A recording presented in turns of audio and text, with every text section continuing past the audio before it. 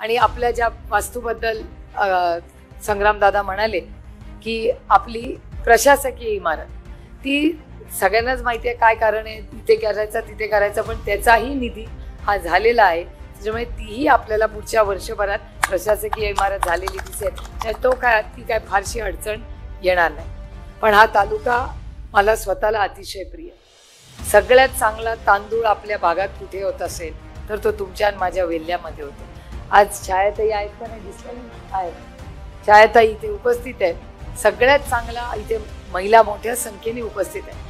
छायाताई हातसडीचा अतिशय चांगला तांदूळ इथे विकतात आणि बचत गटाच्या माध्यमातून अतिशय चांगलं काम छायाताईंनी उभं केलंय.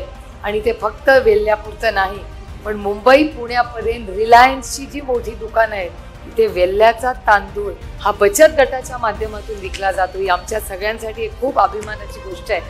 आणि आज मोठ्या संख्येने उपस्थित राहिलेल्या महिलांनाही तेही काम आणखीन पुढे कसं वाढवता येईल याच्यासाठी आपल्याला सगळ्यांना काम करायचंय.